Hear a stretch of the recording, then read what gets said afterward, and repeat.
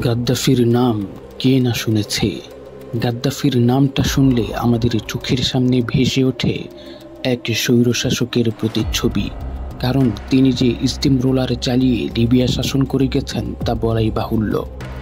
মনটা শক্ত হলেও তার ভেতরটা যে বেশ দুর্বল ছিল তা অনেকেই ভেবে থাকতে পারেন।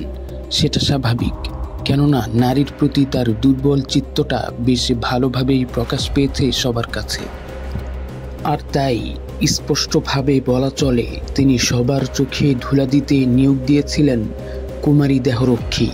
তাও আবার একজন বা দুজন নয়, একেবারে 30 সশস্ত্র নারী দেহরক্ষী। আর তারা ছিলেন স্রেফ কুমারী।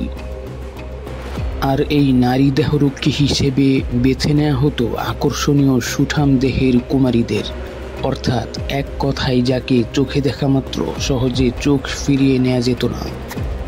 তবে অনেকে বলে থাকেন তিনি আবার কোনো পুরুষের উপর বিশ্বাস বা আস্থা রাখতে পারতেন না, তাই তিনি নারী দেহরক্ষী বেছে নিয়েছিলেন।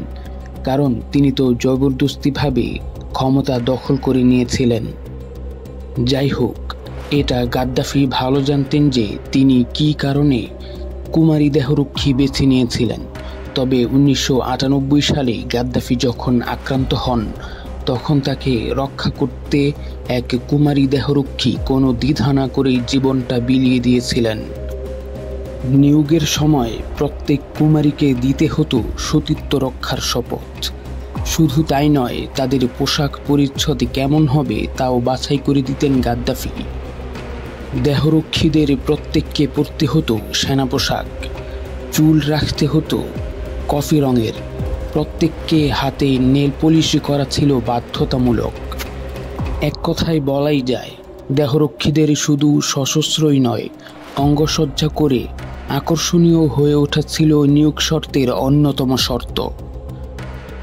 একবার ফ্রান্স সরকারের আতিথ্য গ্রহণ করে সেদেশে বেড়াতে যান মুয়াম্মার গাদ্দাফি। সময়টা ছিল 2007 সালের 11 ডিসেম্বর। সঙ্গে নিয়েছিলেন সুদৃশ্য 5টি বিমান, একটি উট, একটি তাঁবু এবং যথারীতি 30 কুমারী সশস্ত্র দেহরক্ষী। তবে এত কিছুর পরে এসেও শেষ রক্ষা করতে পারেননি তিনি।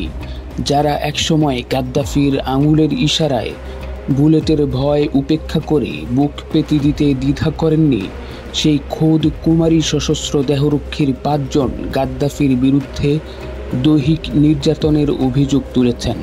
সানডে মাল্টা টাইমস এক প্রতিবেদনে ওই 5 কুমারী দেহরক্ষীর করুণ কাহিনী প্রকাশ করেছে। অভিযোগকারী দেহরক্ষীরা জানিয়েছেন শুধু গাদ্দাফি ক্ষান্ত থাকেননি, তার ছেলেও তাদের উপর শারীরিকভাবে নির্যাতন চালিয়েছেন।